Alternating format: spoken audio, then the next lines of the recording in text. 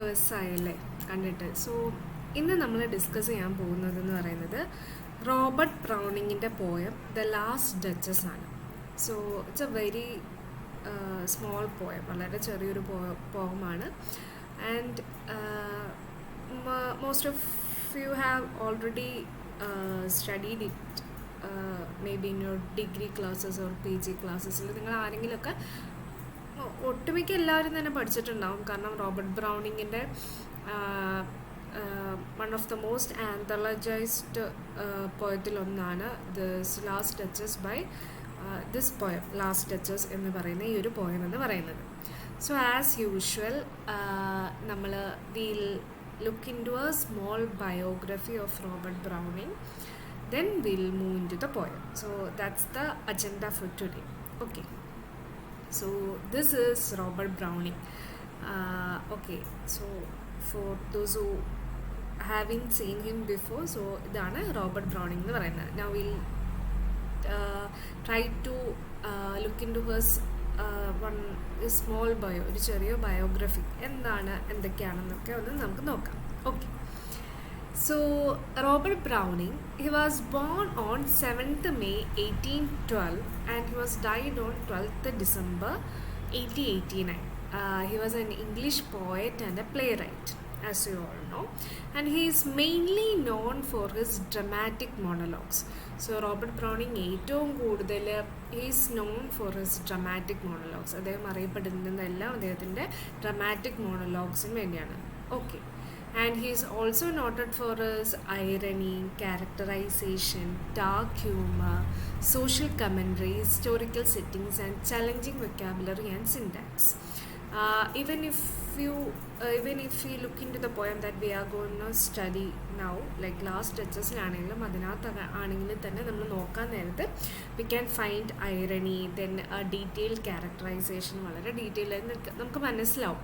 Like what type of person is Duke, what type of person is the duchess എന്നുള്ള കാര്യമൊക്കെ നമുക്ക് വളരെ കൃത്യമായിട്ട് മനസ്സിലാവും ഈ ഒരു അദ്ദേഹത്തിൻ്റെ ഡ്രമാറ്റിക് മോണോലോഗ്സ് നോക്കുകയാണെന്നുണ്ടെങ്കിൽ. Then there is dark humour, അദ്ദേഹത്തിൻ്റെ വർക്കുകളൊക്കെ ആ ഒരു ഡാർക്ക് ഹ്യൂമറുണ്ട്. ദെൻ സോഷ്യൽ കമൻട്രി, ഈ ഒരു വർക്കിലാണെങ്കിലും ഒരു സോഷ്യലി റിലവൻ്റ് ആയിട്ടുള്ള കാര്യമാണ് അദ്ദേഹം സംസാരിക്കുന്നത്. Then there is this historical setting, അതും ഈ ഒരു പോയം എടുത്ത് നോക്കിയാലും again that is also important. So അതൊക്കെയാണ് അദ്ദേഹത്തിൻ്റെ പ്രധാനമായിട്ടുള്ള എന്താ പറയുക ക്യാരക്ടറിസ്റ്റിക്സ്, അദ്ദേഹത്തിൻ്റെ റൈറ്റിങ്ങിലുള്ള ക്യാരക്ടറിസ്റ്റിക്സ് എന്ന് പറയുന്നത്. ഏറ്റവും പ്രധാനമായിട്ട് ഓർത്തിരിക്കേണ്ടതെന്ന് പറഞ്ഞാൽ is known for his genre dramatic monologues. Dramatic monologues എന്നതുകൊണ്ട് ഉദ്ദേശിക്കുന്നത് ലൈക്ക് ഒരു പേഴ്സൺ ആയിരിക്കും. It will be a monologue, ഒരു person. He could be an real person or an imaginary person, or might be the poet himself, he or she, or they. So അവർ ഒരാളായിരിക്കും ആ ഒരു full ഇതിൽ സംസാരിക്കുന്നുണ്ടാവുക. It's not like a dialogue, it will be a monologue and there will be an listener. There might be or might not be a listener. ഒരു listener ഉണ്ടാകാം, അല്ല listener ഉണ്ടാകണമെന്നും നിർബന്ധമില്ല. ഓക്കെ, സോ അതാണ് ഡ്രമാറ്റിക് മോണോലോഗ് എന്ന് ഉദ്ദേശിക്കുന്നത്. So അതാണ് ഏറ്റവും പ്രധാനമായിട്ടും റോബർട്ട് ബ്രൗണിങ് നമ്മൾ കേൾക്കുമ്പോൾ നമ്മൾ ഓർത്തിരിക്കേണ്ടത് he is known for his dramatic monologues എന്നുള്ളതാണ്. നൗ ലൈക്ക് അദ്ദേഹത്തിൻ്റെ പേഴ്സണലായിട്ടുള്ള കാര്യങ്ങൾ നോക്കുമ്പോൾ he was a son of Robert Browning. He was a clerk in the bank of England and he was also the like his mother's name is Sarah Anna Weirdman. Okay, then he had one sister, her name is Sariana, and they both grew up in Camberwell in southeast London, and he had his education mainly from his father's large and eclectic library. So അദ്ദേഹത്തിൻ്റെ എഡ്യൂക്കേഷൻ്റെ വളരെ ഒരു വലിയൊരു influence എന്ന് പറയുന്നത് അദ്ദേഹത്തിൻ്റെ അച്ഛൻ്റെ ലൈബ്രറിയിൽ നിന്നായിരുന്നു. Then from very young age he had this influences of Shelley, Byron and Keats in him. അവരൊക്കെയാണ് അദ്ദേഹത്തിന് പോയിറ്റാകാൻ, പോയട്രി എഴുതാൻ ഇൻസ്പയർ ചെയ്തതും. അതേപോലെ തന്നെ ഇവരുടെ പലരുടെയും സ്റ്റൈലും കാര്യങ്ങളൊക്കെ അദ്ദേഹത്തിൻ്റെ പല പോയട്രിയിലും എന്ന് വെച്ചാൽ ഒരു ഇനീഷ്യൽ സമയത്തൊക്കെ നമുക്ക് കാണാൻ സാധിക്കും. Then he wrote a volume of lyric poems in Condita at the age of 12, but subsequently destroyed them to survive. Uh, so his first his first published അല്ല unpublished work എന്ന് പറയുന്നത് it could be this volume of lyric poems called In Condita, and which he wrote at the age of 12, but he destroyed them subsequently only to survive currently. Okay. Then in 1828 he enrolled at the London University but dropped out in his second term. So he didn't officially completed his education. അദ്ദേഹം second ടേമിൽ London യൂണിവേഴ്സിറ്റിയിൽ നിന്ന് drop ഔട്ടായി. Then this is important, his first published poem is Pauline, which was appeared anonymously in 1833 and attracted little notice. So അദ്ദേഹത്തിൻ്റെ first published poem എന്ന് പറയുന്നത് the name is Pauline and it appeared anonymously. Robert ബ്രൗണിങ്ങിൻ്റെ name വെച്ചിട്ടല്ല അത് appear ചെയ്തിരുന്നത്. ഇത് appeared anonymously in the year 1833, but it didn't get any attention at all. അതിന് പ്രത്യേകിച്ച് അങ്ങനെ കാര്യമായിട്ട് അറ്റൻഷനൊന്നും ലഭിച്ചില്ല. Then there was this another work called Paracelsus, I hope that's the correct pronunciation, which was published in the year 1835, and that was a critical success. Aduru critical success aayirunnu. Then there was another play called The Stratford, which was produced at the Covent Garden. Again, that was also kind of nalloru play aayirunnu. It was also a good play, but in 1840 he published the poem called Sordello, but it didn't receive, the critics didn't receive it well, so it got a very hostile reception, and that reception eclipsed his reputation for over 20 years. Nearly 20 years അദ്ദേഹത്തിൻ്റെ ആ ഒരു സോർഡല്ലോ എന്ന് പറയുന്ന ആ ഒരു വർക്കിൻ്റെ ആ ഒരു bad reputation was there. Okay, now we'll move on to next. Then during 1841 to 6 he produced a series of plays and collection of shorter poems, and that's called Bells and Pomegranates. Okay, so അതെന്ന് പറയുന്നത് it's like കുറേ sessions ഉണ്ട്. Bells and പൊമഗ്രനേറ്റ്സ് number 1 എന്ന് പറയുന്നത് Pippa passes എന്ന് പറയുന്ന ഒരു play ആയിരുന്നു. Then Bells and Pomegranates number 2, it's King Victor and King Charles എന്ന് പറയുന്നൊരു play. Then Bells and Pomegranates number 3, Dramatic Lyrics. ആ പറയുന്നതിലാണ് നമ്മുടെ ഈ പോയം ലാസ്റ്റ് ഡച്ചസും ഫസ്റ്റ് പബ്ലിഷ് ആവുന്നത്. Okay, so Bells and Pomegranates number 3, Dramatic Release, which was published in 1842. So അതിനകത്ത് വേറെയും കുറേ poems ഉണ്ടായിരുന്നു. The Piper of Hamelin, Count Gismond എന്ന് പറയുന്ന കുറേ പോയംസും അതിനകത്തുണ്ടായിരുന്നു. Okay, then there are again 4, 5, 6, 7, 8, nearly 8 bells and pomegranate series ഉണ്ടായിരുന്നു. ചിലതിനകത്ത് പ്ലേസ് ആയിരുന്നു, ചിലതിനകത്ത് ഷോർട്ടർ പോയംസ് ആയിരുന്നു. Okay, and he began corresponding with Elizabeth Barrett in January 1845. So 1841 to 46 അദ്ദേഹത്തിൻ്റെ ബെൽസ് ആൻഡ് പൊമഗ്രനേറ്റ് സീരീസ് ഇറങ്ങുന്നത്. And in January 1845 he started corresponding with Elizabeth Barrett, when after returning from his second trip to Italy he read and admired her 1844 poems. So ഈ was അദ്ദേഹം അതിന് മുമ്പും ഇറ്റലിയിൽ ഒരു പ്രാവശ്യം പോകുന്നുണ്ട്, റഷ്യയിലും ഒരു പ്രാവശ്യം പോകുന്നുണ്ട്. And after his second trip to Italy ആണ് ഈ started corresponding with Elizabeth Barrett, and he met her first in 1845, and their relationship had to be kept a secret from her father, and they finally married and eloped to Italy in September 1846. So അങ്ങനെയാണ് Elizabeth Barrett ബ്രൗണിങ്ങും Robert ബ്രൗണിങ്ങും കല്യാണം കഴിക്കുന്നത്. And they lived mainly in Italy. So they lived first in Pisa and then in Florence until Elizabeth's death in 1861, and they had one child called Robert Weirdman Barrett Browning. Okay, then അദ്ദേഹത്തിൻ്റെ other works എന്ന് പറയുന്നത് 1850 the Christmas Eve and Easter Day, 1855 the masterpiece of his middle period Men and Women. Then again in 1864 there is Dramatis Personae. ഇതൊക്കെ this all helped him in reviving his reputation after Sordello. Okay, Then the revival was completed by the triumph of the Ring and Book 1868 to 9.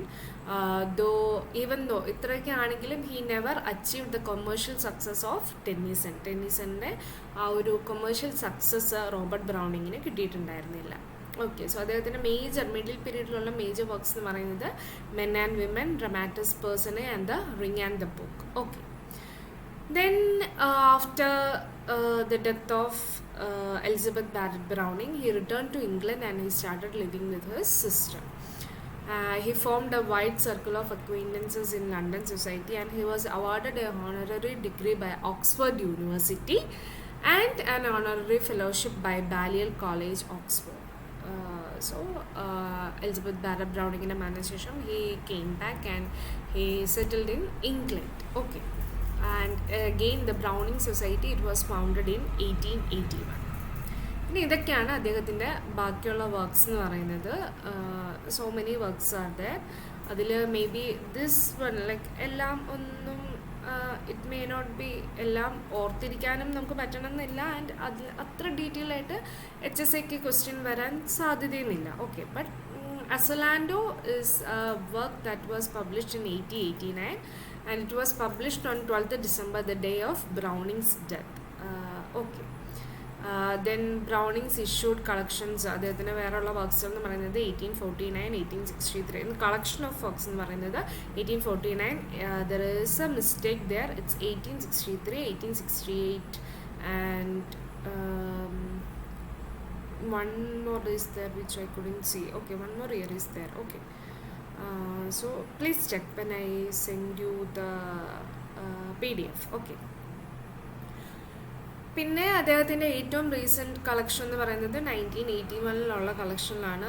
അതിനകത്ത് കുറേ works, ഇത്രയും നാളും അല്ലാത്ത വേറെയും കുറേ വർക്ക്സുകളൊക്കെ അതിനകത്ത് include ചെയ്തിട്ടുണ്ടെന്ന് പറയുന്നു.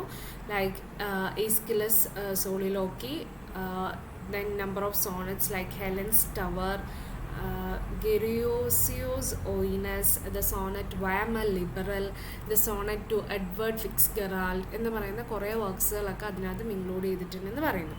സോ ദിസ് എഡ്വേർഡ് ഫിറ്റ്സ്ജെറാൾഡ് എന്ന് പറയുന്ന ആ ഒരു സോണറ്റ് എന്ന് പറയുന്നത് it's a savage attack on Fitzgerald after Browning read a disparaging reference to his wife in one of the Fitzgerald's posthumously published letters. അതേപോലെ ഫിറ്റ്സ്ജെറാൾഡ് എലിസബത്ത് ബാരറ്റ് ബ്രൗണിങ്ങിനെ കുറിച്ച് എന്തോ പറയുന്നതായിട്ടൊരു ലെറ്ററിൽ വായിച്ചതിന് ശേഷം ഫിറ്റ്സ്ജെറാൾഡിനെ എതിരെ ഒരു അറ്റാക്ക് പോലെ എഴുതുന്നതാണ് ബ്രൗണിങ്ങിൻ്റെ ഒരു സോണറ്റ് ടു എഡ്വേർഡ് ഫിറ്റ്സ്ജെറാൾഡ് എന്ന് പറയുന്നത്. Okay, then the Browning's only prose work of importance are two essays. They are Chatterton 1842 and Shelley in 1852. So first one, it's a book on a review of a book, എന്തൊരു ബുക്കിൻ്റെ review ആണ്. Second one is set to be an introduction to the collection of letters of Shelley. So second one എന്ന് പറയുന്നത് ഷെല്ലിയുടെ collection of ലെറ്റേഴ്സിനായിട്ടുള്ള ഒരു introduction പോലെയാണ് പറയുന്നത്. But it turned out to be forgeries. So Shelley ശരിക്കും ആ letters എഴുതിയിട്ടില്ലെന്നാണ് പിന്നീട് like they have discovered that those letters are forgeries. Okay, now again അപ്പോൾ ഇത്രയൊക്കെയാണ് വർക്ക്സുകൾ, കളക്ഷൻ ഓഫ് വർക്ക്സുകളൊക്കെ ആ ഇയറിൽ പറഞ്ഞു. അത് കഴിഞ്ഞുള്ള ഇയറിൽ വേറെ എക്സ്ട്രാ വർക്കുകളൊക്കെ ആഡ് ചെയ്തിട്ടുണ്ട്. 2 പ്രോസ് വർക്കാണുള്ളത്. Then he has also published his correspondence with Elizabeth Barrett Browning ആയിട്ടുള്ള ലെറ്ററും കാര്യങ്ങളൊക്കെ അദ്ദേഹം പബ്ലിഷ് ചെയ്തിട്ടുണ്ട്. has been published along with other separate volume of letters. A collected edition is in progress. So Browning died in Venice and he was buried in the Westminster Abbey. വെനീസിലാണ് Browning മരിക്കുന്നത് and he was buried in the Westminster Abbey. So that's a small biography, on Robert Browning. Now we'll move into our poem, The Last Duchess. So, My Last Duchess. My Last Duchess is a poem by Robert Browning, frequently anthologized as an example of the dramatic monologue. എന്തുകൊണ്ടാണ് ഇത് frequently anthologised എന്ന് ചോദിക്കുമ്പോൾ why? Because it's a dramatic monologue and Robert Browning is known for that genre, the dramatic monologue. It first appeared in 1842 in Browning's dramatic lyrics. So that's number 3 of Bells and Pomegranates. നമ്മൾ പറഞ്ഞു bells and പൊമഗ്രനേറ്റ്സ് എന്ന് പറയുന്നത് it's A series. അതിനകത്ത് ചിലതിൽ place ആയിരിക്കും, ചിലതിൽ short poems ആയിട്ടായിരിക്കും include ചെയ്തിട്ടുണ്ടാവുക. അതിൽ നമ്പർ 3 കുറേ ഷോർട്ട് പോയംസ് ഉണ്ട്. ആ ഷോർട്ട് പോയംസിനകത്ത് വരുന്ന ഒന്നാണ് ലാസ്റ്റ് ഡച്ചസ് എന്ന് പറയുന്നത്. The poem is composed in 28 rhyming couplets of iambic pentameter. In the first edition of dramatic lyrics, the poem was merely titled Italy. So, first edition la ine title ennu parayunnathu Italy aanu.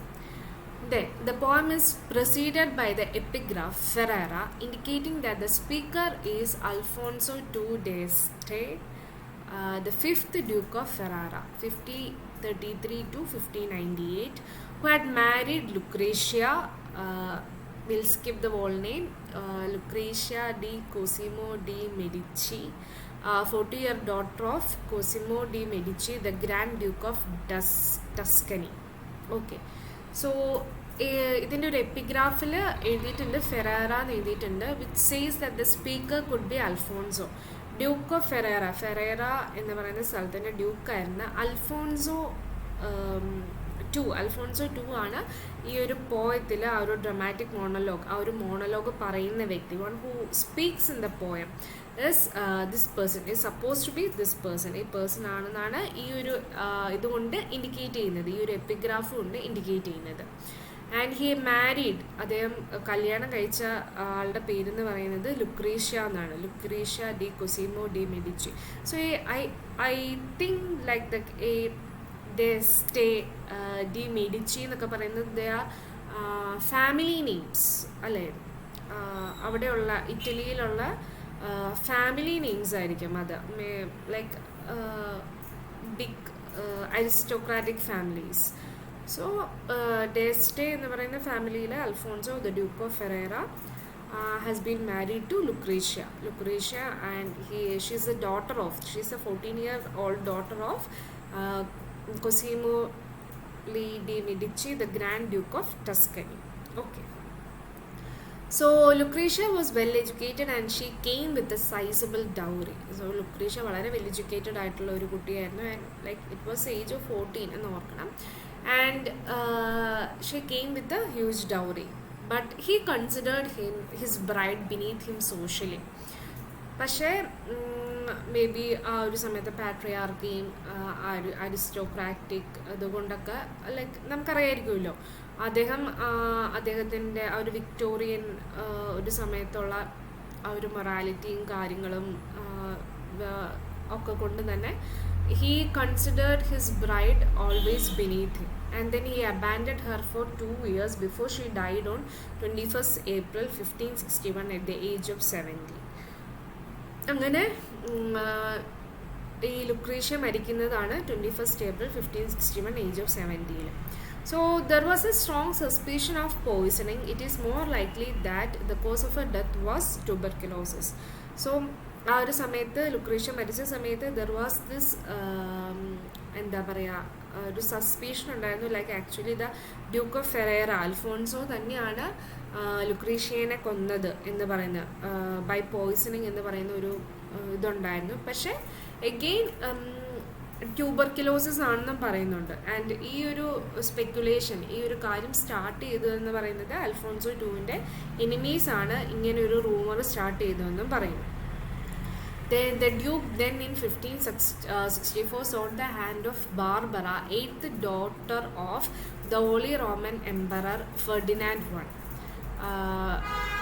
The Count of Tyrol, Ferdinand II, was in charge of arranging the marriage. So, 1561 ലുക്രേഷ്യയുടെ മരണത്തിന് ശേഷം 1564 look is marrying again. She is seeking the hands of Barbara, who is the 8th daughter of the Holy Roman Emperor Ferdinand I. അപ്പോൾ Ferdinand വണ്ണിൻ്റെ മകനായിരിക്കണം, Ferdinand to അല്ലെങ്കിൽ brother ആയിരിക്കണം. So ആ ഒരു കൗണ്ടാണ് ഈ ഒരു മാരേജ് അറേഞ്ച് ചെയ്യാനായിട്ട് റെസ്പോൺസിബിൾ ആയിരുന്നിരുന്നത്. സോ അതാണ് ഇതിൻ്റെ ഒരു ഹിസ്റ്റോറിക്കൽ ബാക്ക്ഗ്രൗണ്ട് എന്ന് പറയുന്നത്. അപ്പം ആക്ച്വലി ഈ ടൈറോൾ എന്ന് പറയുന്ന ഫെർഡിനാൻഡ് ടൂവിൻ്റെ ഒരു മെസ്സഞ്ചർ ഈ അൽഫോൺസോയുടെ വീട്ടിലേക്ക് ചെല്ലുന്നതാണ്. ആൻഡ് കോൺവെർസേഷൻ, അവർ തമ്മിൽ ഒരു കോൺവെർസേഷൻ എന്ന് പറയാൻ പറ്റില്ല, കാരണം രണ്ടുപേരുള്ളതാണല്ലോ കോൺവെർസേഷൻ. അവിടെ ഈ അൽഫോൺസോ എന്താണ് ഈ മെസ്സഞ്ചറിനോട് പറയുന്നത്, അതാണ് that is the subject of this poem last touches. അതാണ് ഈ ഒരു ലാസ്റ്റ് ടച്ചസ് എന്ന് പറയുന്ന പോയത്തിൻ്റെ ഒരു സബ്ജക്റ്റ് എന്ന് പറയുന്നത്. Okay, so I hope you have got this far. ഇത്രയും മനസ്സിലായെന്ന് വിചാരിക്കുന്നു. ആദ്യം നമ്മൾ റോബർട്ട് ബ്രൗണിങ്ങിൻ്റെ ഒരു ബയോഗ്രഫി നോക്കി. അതിൽ ഏറ്റവും ഇമ്പോർട്ടൻ്റ് ആയിട്ട് നമ്മൾ അറിഞ്ഞിരിക്കേണ്ടതെന്ന് വെച്ചാൽ റോബർട്ട് ബ്രൗണിങ്ങിൻ്റെ ജാനർ എന്ന് പറയുന്നത് ഡ്രമാറ്റിക് മോണോലോഗ്സ് ആണെന്നുള്ളതാണ്. ദെൻ എഗെയിൻ നമ്മൾ മൈ ലാസ്റ്റ് ടച്ചസിലേക്ക് വരുമ്പം അത് 1842 ബ്രൗണിങ്ങിൻ്റെ dramatic lyrics number 3 of bells and പൊമഗ്രനേറ്റ്സിലാണ് ആദ്യമായിട്ട് അപ്പിയർ ചെയ്യുന്നത്. അതിൻ്റെ ഫസ്റ്റ് ടൈറ്റിൽ എന്ന് പറയുന്നത് ഇറ്റലിയിൽ നിന്നായിരുന്നു. അതിൻ്റെ ഒരു ചെറിയൊരു എപ്പിഗ്രാഫ് ഉണ്ടായിരുന്നു അതിന് മുമ്പായിട്ട്. ആ എപ്പിഗ്രാഫിൽ ഫെറേറ എന്നാണ് കൊടുത്തിരിക്കുന്നത്. സോ അതിൻ്റെ ഒരു ഹിസ്റ്റോറിക്കൽ ബാക്ക്ഗ്രൗണ്ട് നമ്മൾ നോക്കി എന്താണെന്ന് വെച്ചാൽ the Duke of Ferrara Alfonso was married to Lucrezia, 14-year-old daughter of Duke of Tuscany. Lucrezia well educated ആയിട്ടുള്ളൊരു കുട്ടിയായിരുന്നു. She came with a sizeable dowry, but somehow she died. കൃത്യമായിട്ടുള്ള reason നമുക്കറിയില്ല. Somehow she died in 21st April 1561, and it said that the Duke always considered her beneath him. ഒരു രീതിയിലുള്ള റെസ്പെക്റ്റും maybe കൊടുത്തിട്ടുണ്ടാവില്ലായിരിക്കും. Then there was this rumors of poisoning, there was this rumors of tuberculosis. എന്താണേലും ആളുടെ മരണശേഷം the Duke is marrying again to Barbara. So ബാർബറയുടെ ഈ ഒരു മാരേജ് അറേഞ്ച് ചെയ്യുന്നത് ദ കൗണ്ട് ഓഫ് ടൈറോൾ ആണ്. Ferdinand two count of Tyrol Ferdinand two ആണ് ഈ ഒരു കാര്യം അറേഞ്ച് ചെയ്യുന്നത്. അപ്പോൾ അവിടുത്തെ ഒരു മെസ്സഞ്ചർ ഈ അൽഫോൺസിനെ മീറ്റ് ചെയ്യുന്നതാണ് ഈ ഒരു പോയത്തിൻ്റെ ഒരു സെറ്റിംഗ് എന്നതുകൊണ്ട് പറയുന്നത്. The chief of his entourage, Nicholas Madros, a native of Innsbruck, was his courier. So ആരുടെ കൊറിയറാണ്? ആ കൗണ്ട് ഓഫ് ടൈറോളിൻ്റെ മെസ്സഞ്ചർ ആണ് നിക്കോളാസ് എന്ന് പറയുന്നത്, നിക്കോളാസ് മാഡ്രോസ് എന്ന് പറയുന്നത്. So Madros is presumably the person address by duke in the poem. So duke ഇതിനകത്ത് സംസാരിക്കുന്നത്, ഡ്യൂക്ക് ആരോടാണോ സംസാരിക്കുന്നത്, that could be, or that is possibly Nicholas Madros. Then there are two artists named in this poem, painter Fra Pandolf and the sculptor Claus of Innsbruck. അങ്ങനെ ഒരു ആർട്ടിസ്റ്റുകളുടെ കാര്യം ഈ ഒരു ഇതിൽ പറയുന്നുണ്ട്. ആ രണ്ട് ആർട്ടിസ്റ്റുകളും ഫിക്ഷണലാണ്. Okay, now dramatic monologue. Last ടച്ചസിലേക്ക് കിടക്കുന്നതിന് മുമ്പ് ജസ്റ്റ് എന്താണ് ഡ്രമാറ്റിക് മോണോലോഗ് എന്നും കൂടെ നമുക്ക് നോക്കാം. Okay, so dramatic monologue is generally a poem delivered as though by a single imagined person, frequently but not always to an imagined auditor. So ഞാൻ നേരത്തെ പറഞ്ഞ പോലെ ഡയലോഗ് എന്ന് പറയുന്നത് രണ്ടുപേരും തമ്മിലുള്ളതാണ്. മോണോലോഗ് എന്ന് പറയുമ്പോൾ ഒരാൾ മാത്രം സംസാരിക്കുന്നത്. So here the one person is speaking or he is delivering the poem. It could be an imagined person. Usually imagined person ആയിരിക്കാം, അല്ലെങ്കിൽ റിയൽ പേഴ്സൺ ആയിരിക്കാം, അതാണ്. And usually they will be speaking to, usually അല്ലെങ്കിൽ frequently they will be speaking to an auditor. ഒരു ഓഡിയൻസിന്, auditor എന്താണെന്ന് വെച്ചാൽ ഒരാളോട് ഒരു ഓഡിയൻസിനോടായിരിക്കും അത് സംസാരിക്കുന്നുണ്ടാവുക ഫ്രീക്വൻ്റ്ലി. പക്ഷേ എപ്പോഴും അങ്ങനെ വേണമെന്നില്ല, not always. It's not mandatory, അത് മാൻഡേറ്ററി ആയിട്ടുള്ള കാര്യമാണ്. And the most accomplished exponent of dramatic monologue is Robert Browning. The form was employed by many 19th and 20th century poets, including Tennyson, Hardy, Kipling, Frost, Pound, and T.S. Eliot, and several Victorian women poets found it useful vehicle for giving voice to women's concerns and repressions. So Robert Browning ആണ് most accomplished exponent എങ്കിലും many other poets use the same technique. Like Tennyson, Hardy, Kipling, Frost, Pound, Eliot, അതേപോലെ തന്നെ other Victorian women poets have also used this. Okay, now I will move into the poem. So first I will just read the poem. മൊത്തം ഞാൻ ഒന്ന് വായിക്കാം, then we'll come back and look into the explanations. Okay. My last duchess. That's my last duchess. painted on the wall, looking as if she were alive. I call that piece a wonder now. Fra Pandolf's hands worked busily a day, and there she stands. Will you please sit and look at her? I said. Fra Pandolf, by design, for never read strangers like you, that pictured countenance, the depth and passion of its earnest glance. But to myself they turned. Since none puts by the curtain I have drawn for you, but I. And seemed as they would ask me, if they durst, how such a glance came there. So, not the first are you to turn and ask this. Sir, it was not her husband's presence only, and called that spot of joy into the Duchess's cheek. Perhaps Fra Pandolf chanced to say, her mantle laps over my lady's wrist too much. Or, pain must never hope to reproduce the faint half flush that dies along her throat. Such stuff was courtesy, she thought, and cause enough for calling up to that spot of joy. She had a heart, how shall I say, too soon made glad, too easily impressed. She liked whatever she looked on, and her looks went everywhere. Sir, it was all one, my favour at her breast, the dropping of the daylight in the west, the bough of cherries, some officious fool broke in the orchard for her, the white mule she rode with round the terrace. All and each would draw from her alike the approving speech or blush at least. She thanked men, good, but thanked somehow, I know not how, as if she ranked my gift of a 900 years old knee with anybody's gift. Who'd stoop to blame this sort of trifling?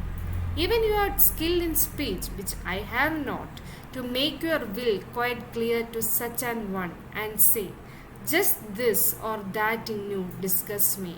Here you miss, or there exceeds the mark.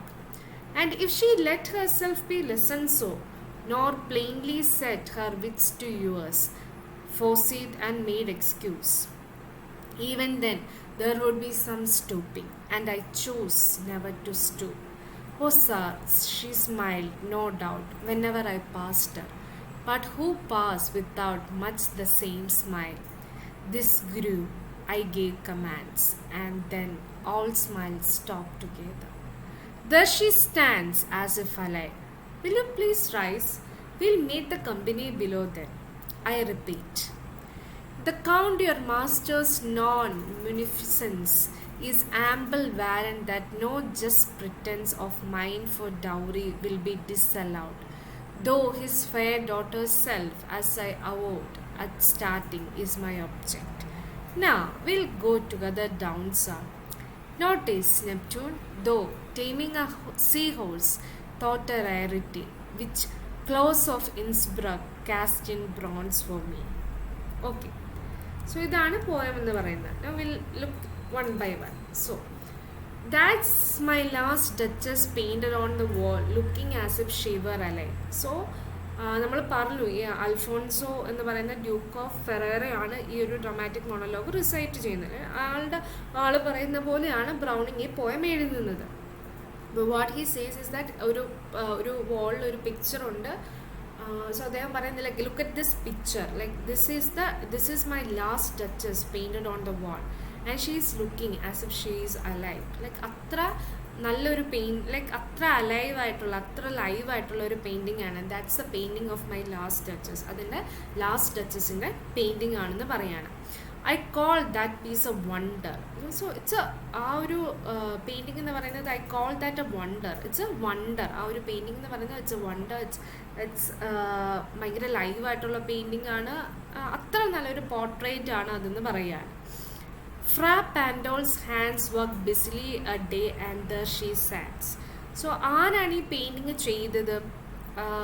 The painter is Fra Pandolf. Fra Pandolf എന്നുകൊണ്ട് ഉദ്ദേശിക്കുന്നത് he might be a friar, someone who is in a religious position. ഒരു religious ആയിട്ടുള്ള ഒരു ഇത് കൈകാര്യം ചെയ്യുന്ന ഒരാളെയാണ് fryer എന്ന് പറയുന്നത്. So the painter is Fra Pandolf, and he worked busily a day, and like അദ്ദേഹമാണ് ആ ഒരു പെയിൻറ്റിങ് ഒരു ദിവസം കൊണ്ട് വരച്ചു തീർത്ത്. And now she is standing there. Will you please sit and look at her. So നമ്മൾ പറഞ്ഞു he supposedly speaking to this messenger അല്ലേ, കൗണ്ട് ഓഫ് ടൈറോളിൻ്റെ മെസ്സഞ്ചറിനോടാണ് supposedly is to be speaking. So അദ്ദേഹത്തിനോട് പറയുകയാണ്, will you please sit and look at her. അവിടെ ഇരുന്ന് like please sit there and just have a look at her. I said Fra Pandolf by design. So അദ്ദേഹം വീണ്ടും insist ചെയ്ത് പറയുകയാണ് like this picture is painted by a religious person എന്നത്. കാരണം അത്ര അലൈവായിട്ടുള്ള അത്ര ഇതായിട്ടുള്ള ഒരു പിക്ചർ വരയ്ക്കുമ്പോൾ അതിനകത്തൊരു ഡെപ്ത് ഉണ്ട്, ഒരു പാഷനുണ്ട്. അപ്പം വേറൊരാളാണ് അത് വരച്ചിരിക്കുന്നതെങ്കിൽ മേ ബി ആ ഒരു ഡച്ചസും അയാളും തമ്മിൽ എന്തെങ്കിലും ഒരു ഇമ്മോറൽ ആയിട്ടുള്ള ഒരു അല്ലെങ്കിൽ ഇല്ലിജിറ്റായിട്ടുള്ള ഒരു റിലേഷൻ ഉണ്ടെന്ന് അയാൾ വിചാരിക്കരുതെന്ന് കൊണ്ടായിരിക്കണം അദ്ദേഹം വീണ്ടും അത് ഇൻസിസ്റ്റ് ചെയ്ത് പറയുന്നത്. ഓക്കെ, സോ Fra Pandolf, അതുകൊണ്ടാണ് കോട്സിലിരുന്നത്. Fra Pandolf by design. For never read strangers like you that pictured countenance, the depth and passion of its earnest glance. So ആ ഒരു പിക്ചറിൽ ആ ഒരു കൗണ്ടനൻസ് എന്നുകൊണ്ട് ഉദ്ദേശിക്കുന്നത് ഒരു പ്രൊഫൈൽ എന്ന് പറയുന്ന പോലെ, നമ്മളിപ്പോൾ ഒരാളുടെ പടം വരയ്ക്കുമ്പോൾ ഒരു പ്രൊഫൈൽ എന്ന് പറയുന്ന രീതിയിൽ പറയില്ലേ, ആ ഒരു പ്രൊഫൈൽ വളരെ കൃത്യമായിട്ട് അദ്ദേഹം വരച്ചിട്ടുണ്ട്. അദ്ദേഹത്തിൻ്റെ ഡിസൈനിൽ അത് വളരെ കൃത്യമായിട്ട് വന്നിട്ടുണ്ട്. ആ ഒരു ഡെപ്തും പാഷനും ഒക്കെ നിങ്ങളെപ്പോലുള്ള സ്ട്രേഞ്ചേഴ്സിന് തന്നെ they could people could identify that depth and passion in its first glance. അതിൻ്റെ ഒരു ഫസ്റ്റ് ഗ്ലാൻസിൽ തന്നെ ആ ഒരു കാര്യമൊക്കെ നിങ്ങൾക്ക് മനസ്സിലാക്കാൻ സാധിക്കും. But to myself they turn. അങ്ങനെ നിങ്ങൾ മനസ്സിലാക്കി കഴിയുമ്പോൾ you will ask to me, നിങ്ങൾ തിരിച്ച് എന്നോട് ചോദിക്കും. ലൈക്ക് എന്നോട് മാത്രമേ ചോദിക്കാൻ പറ്റത്തുള്ളൂ, because since none puts by the curtain I drawn for you. So ആ ഒരു പെയിൻറ്റിങ്ങിൻ്റെ കർട്ടൻ കൊണ്ട് മൂടിയിട്ടേക്കാണ്. ആ കർട്ടൻ തുറന്ന് വേറെ ഒരാളെ കാണിക്കുന്നത് ഇറ്റ്സ് ജസ്റ്റ് മീ, ഞാൻ മാത്രമാണ്. No one except the duke draw that curtains for any one. Duke അല്ലാതെ വേറെ ആരും തന്നെ ആ ഒരു കർട്ടൻ മാറ്റാറില്ല. So when you see that picture, when you identify that depth and passion, you would turn around to me and you would ask me. നിങ്ങൾ തന്നെ എന്നോട് തിരിച്ചു ചോദിക്കും. And seemed as they would ask me if they dust. Like ആ ഒരു ധൈര്യം ഉണ്ടെങ്കിൽ, if you have that dare, നിങ്ങൾക്ക് എന്നോട് ചോദ്യം ചോദിക്കാനുള്ള ആ ഒരു ധൈര്യമുണ്ടെങ്കിൽ, you will ask me how such a glance came there. എങ്ങനെയാണ് ആ ഒരു ഗ്ലാൻസ്, ലൈക്ക് ആ ഒരു ലുക്ക്, ആ ഡച്ചസിൻ്റെ മുഖത്തുള്ള ആ ഒരു ലുക്ക് എങ്ങനെയാണ് അവിടെ വന്നതെന്ന്. Not the first person are you to turn and ask this. You are not the first person to ask this question. നിങ്ങളല്ല ഈ ഒരു ക്വസ്റ്റ്യൻ ആദ്യമായിട്ട് ചോദിക്കുന്നത്. Sir, it was not her husband's presence only. So നിങ്ങളുടെ husband, അതായത് ഡച്ചസിൻ്റെ husband, അതായത് ആ ഡ്യൂക്ക് ഓഫ് അൽഫോൺസോയുടെ പ്രസൻസ് മാത്രമല്ല, ആ ഒരു സ്പോട്ട്, ആ പടത്തിലുള്ള ആ ഒരു ഗ്ലാൻസിൻ്റെ അല്ലെങ്കിൽ ആ ഒരു ജോയുടെ റീസൺ എന്ന് പറയുന്നത് it's not her husband's presence. It was not her husband's presence only called that spot of joy into Duchess's cheek. ആ ഒരു ചിരി അല്ലെങ്കിൽ ആ ഒരു നോട്ടം, അതെന്ന് പറയുന്ന ഹസ്ബൻഡിൻ്റെ പ്രസൻസ് കൊണ്ട് മാത്രമല്ല. Perhaps Fra Pandolf chance to say, ചിലപ്പം അദ്ദേഹം ഇങ്ങനെ പറഞ്ഞിട്ടുണ്ടാവുമായിരിക്കും, her mantle laps over my lady's wrist too much. അപ്പം ഡച്ചസ് ധരിച്ചിരുന്ന ആ ഷോൾ അല്ലെങ്കിൽ മാൻഡിൽ എന്ന് പറയുന്നത് റിസ്റ്റിലേക്ക് ഒത്തിരി കടന്ന് ഇരിക്കുന്നു എന്നോ അങ്ങനെ എന്തെങ്കിലും പറഞ്ഞിട്ടുണ്ടാവും. അല്ലെങ്കിൽ paint must never hope to reproduce a faint half flush that dies along her throat. അതായത് ഡച്ചസിൻ്റെ ആ ഒരു ബ്യൂട്ടി എന്ന് പറയുന്നത് ഒരു പെയിൻറ്റിങ്ങിന് അല്ലെങ്കിൽ ഒരു പോർട്രേറ്റിന് അതേപോലെ റിപ്രൊഡ്യൂസ് ചെയ്യാൻ പറ്റണമെന്നില്ല എന്നുള്ള ഒരു രീതിയിലൊക്കെ Fra Pandolf പല കമൻസും പറഞ്ഞിട്ടുണ്ടാവുമായിരിക്കാം. So paint must never hope to reproduce a faint half flush that dies along her throat. Like may be അത്ര ഹാഫ് ഫ്ലഷ് എന്ന് പറയുമ്പോൾ മേ ബി ആ ഒരു റെഡിഷ് ഒരു അത്ര ബ്യൂട്ടിഫുൾ ആയിട്ടുള്ള അവരുടെ ആ ഒരു കഴുത്തും അല്ലെങ്കിൽ ആ ഒരു ചിക്ക് ബോൺസും അങ്ങനെയുള്ള കാര്യങ്ങളൊക്കെ അതേപോലെ റിപ്രൊഡ്യൂസ് ചെയ്യാനായിട്ട് പെയിൻറ്റിങ് അല്ലെങ്കിൽ പെയിൻറ്ററിന് പറ്റുമെന്ന് നമ്മൾ പ്രതീക്ഷിക്കാൻ പാടില്ലെന്നാണ് പറയുന്നത്. സോ അദ്ദേഹം പറയുന്നത് വെച്ചാൽ Fra Pandolf may have commented about the beauty of Duchess and that might give her that glance, ആ ഒരു ഗ്ലാൻസോ ആ ഒരു ജോയൊക്കെ അതുകൊണ്ടായിരിക്കാം ഡച്ചസിൻ്റെ മുഖത്ത് വന്നിട്ടുണ്ടാവുക, not just because of her husband's presence. So ഹസ്ബൻഡിൻ്റെ പ്രസൻസ് മാത്രമല്ല, actually the duke wanted just his presence to give that glance. ഡ്യൂക്കിന് എന്താ വേണ്ടതെന്ന് വെച്ചാൽ ഡച്ചസ് ഡ്യൂക്കിനെ കാണുമ്പോഴുള്ള ആ ഒരു ഗ്ലാൻസും ആ ഒരു ചിരിയൊക്കെ ഡ്യൂക്കിനെ കാണുമ്പോൾ മാത്രമേ പാടുള്ളൂ, വേറെ ഒരു രീതിയിലും. Her happiness should only be with duke. അവളുടെ എല്ലാ വിധത്തിലുള്ള സന്തോഷങ്ങളും ഡ്യൂക്കുമായി മാത്രം റിലേറ്റഡ് ആയിട്ടായിരിക്കണം. He don't want her to smile to anyone else. വേറെ ഒരാളോടും ചിരിക്കാനോ സംസാരിക്കാനോ ഒന്നും ഡ്യൂക്കിന് ഇഷ്ടമല്ല എന്നതാണ് പറയുന്നത്, എന്നതിൻ്റെ ഒരു ഹിൻ്റാണ് ഈ ലൈൻസ് വഴി തരുന്നത്. Okay. Such stuff was courtesy, she thought, cause enough for calling up that spot of joy. ഇതൊക്കെ പെയിൻറ്റേഴ്സ് ഒരു കേർട്സിയുടെ പേരിൽ പറയുന്നതായിരിക്കും, but still that gave her enough joy. ഒത്തിരി സന്തോഷം കൊടുത്തു. She had a heart, how shall I say, too soon made glad, too easily impressed. So she had a heart എന്ന് വെച്ചാൽ ഒരു നല്ലൊരു ഹൃദയമുള്ള ആളായിരുന്നു. ബട്ട് എങ്ങനെയാണ് പറയുക, she will be happy in very little things. വളരെ ചെറിയ കാര്യങ്ങളിൽ വരെ പെട്ടെന്ന് തന്നെ ആൾ ഹാപ്പി ആവുമായിരുന്നു, പെട്ടെന്ന് തന്നെ ആൾ ഇംപ്രസ്ഡ് ആവുമായിരുന്നു എന്നാണ് പറയുന്നത്. She had a heart that gets easily impressed and that get easily happy. She never limited her self.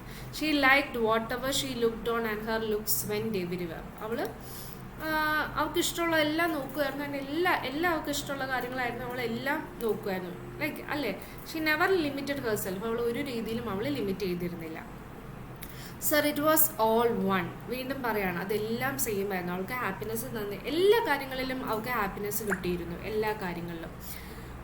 My favour at her breast. May be it means may be ഒരു എന്തെങ്കിലും ഒരു gift കൊടുത്തതായിരിക്കാം, may be ഒരു ഡ്രസ്സോ അല്ലെങ്കിൽ may B ഒരു ബ്രൂച്ചോ, അങ്ങനെ എന്തെങ്കിലും ഒരു കാര്യം നമ്മൾ ബ്രസ്റ്റിൽ വെയർ ചെയ്യുന്ന സാധനങ്ങളോ അല്ലെങ്കിൽ മേ ബി ഒരു ചെയിനോ അങ്ങനെ എന്തെങ്കിലും ഒക്കെ ആയിരിക്കാം. It could be a kiss or something. So anything.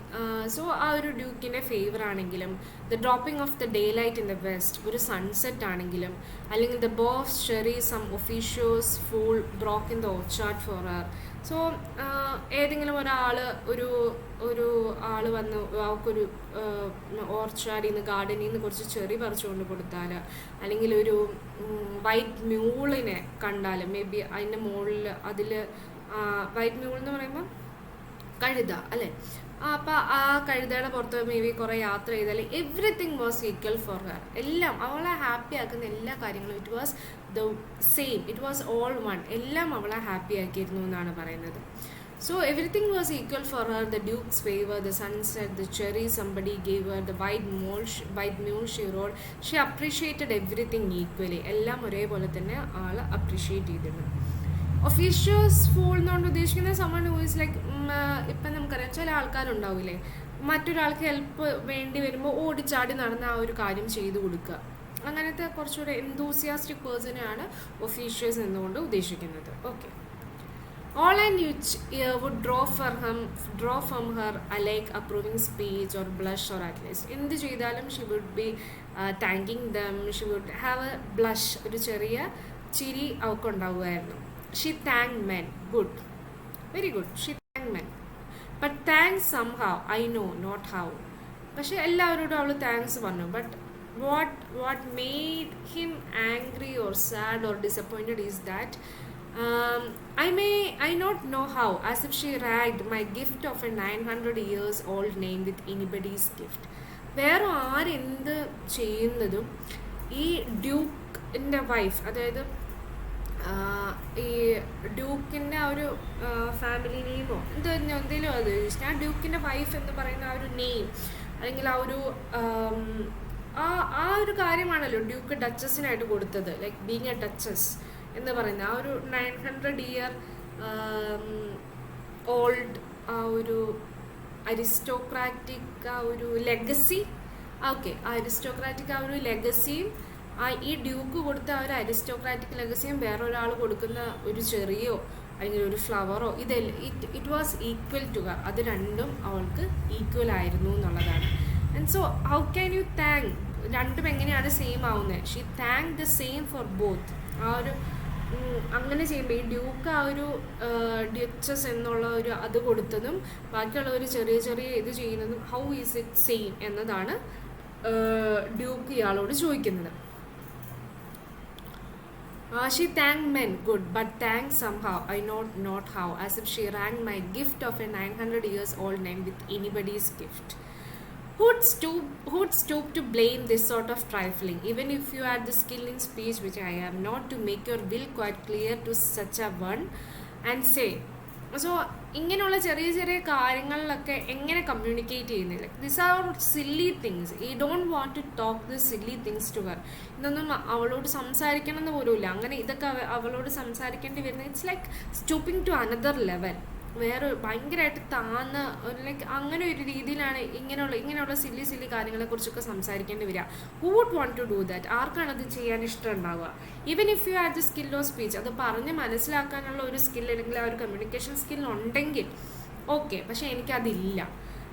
എന്നിട്ടും how can I say that okay this or that in U discuss me, നീ ചെയ്യുന്ന ഈ കാര്യങ്ങൾ ഇറ്റ് ഡിസ്കസ് മീ, അല്ലെങ്കിൽ ഈ ചെയ്ത കാര്യം you miss that, or you have exceeded this thing, നീ ഒരു കാര്യം ഇത് നീ ചെയ്തില്ല, അല്ലെങ്കിൽ ഈ കാര്യം നീ ചെയ്തത് കൂടിപ്പോയി എന്നുള്ള ഒന്നും പറയാനായിട്ട്, അങ്ങനെ അത്ര സില്ലി ആയിട്ടുള്ള കാര്യങ്ങൾ സംസാരിക്കാനായിട്ട് I would never want to stoop. അത്രയും ഒരു രീതിയിൽ ഞാൻ ഒരിക്കലും എന്താ പറയുക, ഞാൻ ഒരിക്കലും ആ ഒരു അങ്ങനെ I don't want to stoop to that level.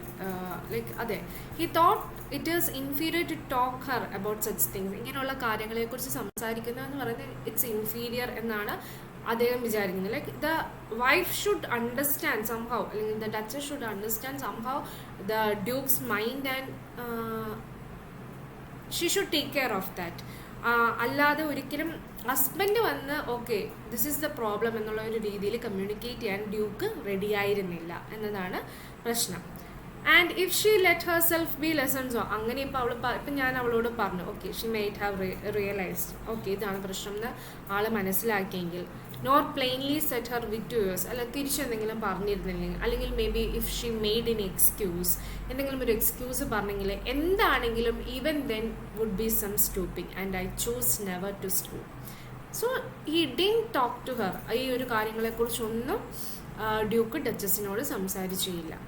Oh sir, she smile no doubt whenever I passed her. So ഞാൻ അതിവിടെ എപ്പോൾ പോയാലും she would smile at me, എന്നെ നോക്കി ചിരിക്കുമായിരുന്നു. But who pass without much the same smile. പക്ഷേ അവൾ എല്ലാവരോടും ചിരിക്കുമായിരുന്നു. That was the problem with him. Okay, she smiled at him, but she used to smile at everyone. This grew. I gave commands and then all smiles stopped together. So that grew. ആ ഒരു പ്രശ്നം എന്ന് പറയുന്നത് എല്ലാവരെയും നോക്കി അവൾ ചിരിച്ചു എന്നുള്ളത്, അല്ലെങ്കിൽ എല്ലാവരോടും ഈക്വലായിട്ട് പെരുമാറി എന്നുള്ളെങ്കിൽ, അല്ലെങ്കിൽ she never limited herself എന്നുള്ള കാര്യങ്ങളൊക്കെ the duke couldn't take that. അതേപോലെ തന്നെ ഡ്യൂക്കിൻ്റെ മനസ്സിലുള്ള കാര്യങ്ങൾ മനസ്സിലാക്കി പെരുമാറാൻ പറ്റാതെ duke considered it inferior to talk about such things. അങ്ങനെ ഇതൊരു രീതിയിലുള്ള കമ്മ്യൂണിക്കേഷനും ഒന്നുമില്ലാതെ തന്നെ ഔട്ട് ഓഫ് ഹിസ് എന്താ പറയുക ആ ഒരു പവർ, അല്ലെങ്കിൽ ഒരു ഷിയർ ഈഗോ, അല്ലെങ്കിൽ ആ ഒരു പാട്രിയാർക്കൽ അരിസ്റ്റോക്രാറ്റിക് ആറ്റിറ്റ്യൂഡിൽ നിന്ന് he gave commands and then all smiles stop together. So he might have commanded to execute her എന്നതായിരിക്കണം. And the she stands as if alive. So now she is there and she is like very much എന്താ പറയുക, ഒരു ആ portrait എന്ന് പറയുന്നത് very much alive ആയിട്ടുള്ള പോർട്രേറ്റാണ്. Will you please rice, പിന്നെ ചോദിക്കുകയാണ്. അപ്പോൾ അയാളോട് ഇരുന്ന് ഇതൊക്കെ കണ്ട് ഈ കഥയൊക്കെ പറഞ്ഞിട്ട് പറയുക will you please rise, will meet the company below then, നമുക്ക് താഴെ ചെന്ന് മീറ്റ് ചെയ്യാമെന്ന് പറയാണ്. ഐ റിപ്പീറ്റ്, അതിന് വീണ്ടും പറയാണ്, the count your master's note munificence, I hope that's the correct pronunciation, okay, is ample warrant that no just pretense of mine for dowry will be disallowed. So നിങ്ങളുടെ കൗണ്ടിന് is known for his generous character. So അദ്ദേഹം അതുകൊണ്ട് തന്നെ എൻ്റെ dowry, like what I ask for dowry എന്ന് പറയുന്നത് he will not deny that, the count don't deny his demand എന്ന് ഞാൻ വിചാരിക്കുകയാണ്. Even though his fair daughter's self as I avowed at starting. അങ്ങനെ ലൈക്ക് ഡൗറിയുടെ കാര്യം ഞാൻ ജസ്റ്റ് പറഞ്ഞതാണ്, ഞാൻ ആദ്യമേ പറഞ്ഞ പോലെ as I avowed at starting എന്ന് പറഞ്ഞാൽ ഞാൻ ആദ്യമേ പറഞ്ഞ പോലെ തന്നെ അദ്ദേഹത്തിൻ്റെ മകളാണ്. She's of more importance to me എന്ന് പറയാണ്. അദ്ദേഹത്തിൻ്റെ മകളാണ് എനിക്ക് കുറേയും കൂടി important. Okay, will go together down sir, നമുക്ക് ഒരുമിച്ച് താഴോട്ട് പോകാം. ആൻഡ് പോകുന്ന വഴിക്ക് he's showing him. So this is Neptune. Notice Neptune though taming a seahorse thought a rarity. So വേറൊരു സ്കൾപ്ചർ കാണിക്കുകയാണ്. അപ്പം ലാസ്റ്റ് ഡച്ചസിൻ്റെ സ്കൾപ്ചർ കാണിച്ചതിന് ശേഷം വേറൊരു സ്കൾപ്ചർ കാണിക്കുകയാണ് താഴോട്ട് പോകുന്ന വയ്ക്കും. നോട്ടീസ് നെപ്റ്റ്യൂൺ കണ്ടോ, നെപ്റ്റ്യൂണിനെ കണ്ടോ, like he's taming seahorse. Neptune taming seahorse എന്ന് പറയുന്ന ഒരു sculpture. And it was close of Innsbruck that cast in bronze. ഈ ഒരു ഇതെനിക്ക് ചെയ്തു തന്നത്, ഈ ഒരു സ്കൾപ്ചർ എനിക്ക് ബ്രോൺസിൽ ചെയ്തു തന്നത് ക്ലോസ് ഓഫ് ഇൻസ്ബ്രഗ് എന്നാണ് പറയുന്നത്. സോ ഇറ്റ്സ് കൈൻഡ് ലൈക്ക് ഒരു പാരലൽ ഇത് കൊണ്ടുവരുന്നതാണ്. ലൈക്ക് എങ്ങനെയാ പറയുക, like the duke is trying to like how Neptune is trying to tame the seahorse, the duke is trying to tame the duchess. So he's giving that hints, our hints ഒക്കെ, and again dowry is important to him. So he is giving that hints to the messenger. ആ ഒരു കാര്യങ്ങളൊക്കെ മെസ്സഞ്ചറിന് പറഞ്ഞു കൊടുക്കുകയാണ്. So he want his dowry, he want the എന്താ പറയുക, ഇനി വരാൻ പോകുന്ന ഡച്ചസ് ഇതൊക്കെ അറിഞ്ഞിരിക്കണം എന്നുള്ളതുകൊണ്ടായിരിക്കുമല്ലോ പറയുന്നത്. ലൈക്ക് ഹസ്ബൻഡിനായിരിക്കണം അല്ലെങ്കിൽ ഡ്യൂക്കിനായിരിക്കണം പ്രയർ ആൻഡ് ഫോർമോസ്റ്റ് ഇമ്പോർട്ടൻസ് കൊടുക്കേണ്ടത്. ഡ്യൂക്കിനായിരിക്കണം, എന്താ പറയുക, ഡ്യൂക്കിനോട് മാത്രം ഹാപ്പിനെസ് ഡിപ്പെൻഡഡ് ആയിരിക്കണം. പിന്നെ ഡ്യൂക്കിനെ മനസ്സറിഞ്ഞ് അതൊക്കെ പെരുമാറാൻ സാധിക്കണം. എല്ലാവരും ഈക്വലായിട്ട് ട്രീറ്റ് ചെയ്യാൻ പാടില്ല.